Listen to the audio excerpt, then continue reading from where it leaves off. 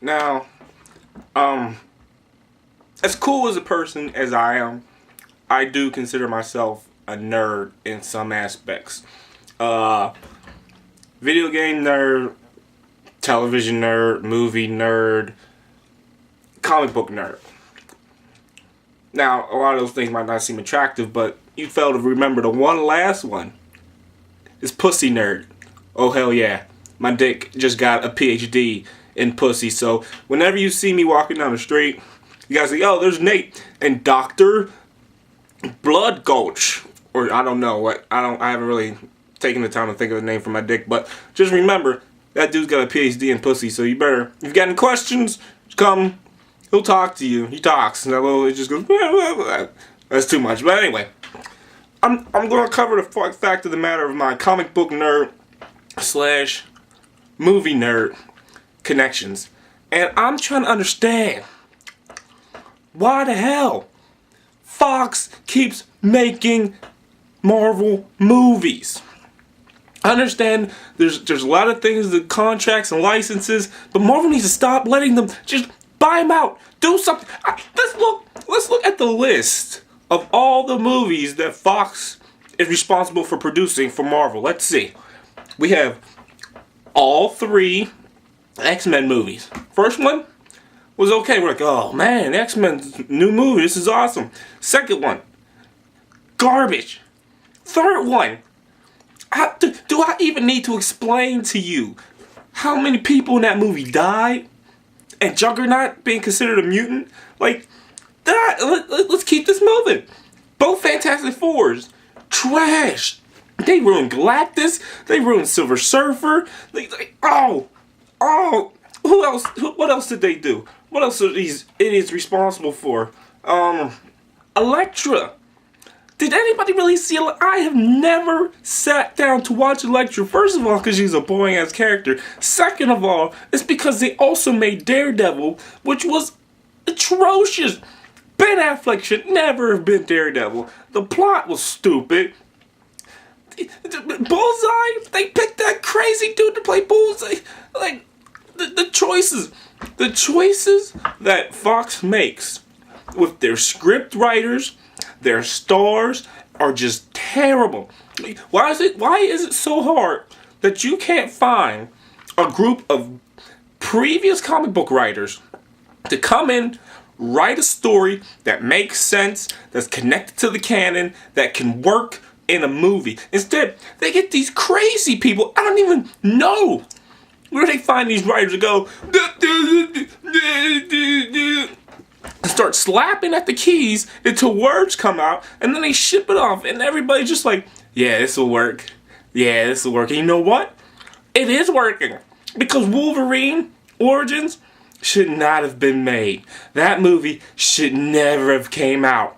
I don't know and the worst part of it is that it's making so much money. Even though people are like, no, stop, don't go in there. People are like, well, it's like one of those action movies when the dude turns the door, the friend's like, no, he opens, it's too late. They already paid for it, and the money's already in there, so the studio could like, look how much money it makes. That must mean it's popular. No, that's not what it means at all, because that movie is a piece of steaming shit.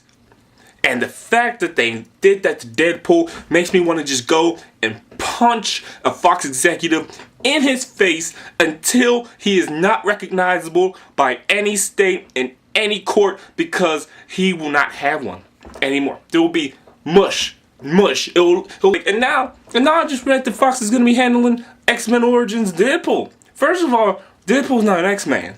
So it should just be called like Origins Deadpool or just Deadpool or something. But anyway, Ryan Reynolds, okay, fine.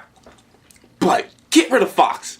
Fox is a ruiner of everything. It's like the Midas touch, but opposite. It's like everything they touch just turns to shit. It's like this swine flu bullshit that people are so flipping out about. First of all, number one, does anybody realize how many deaths occur by the regular flu that shows up every year? Just the regular normal flu?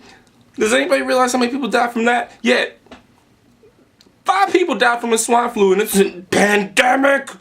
Run!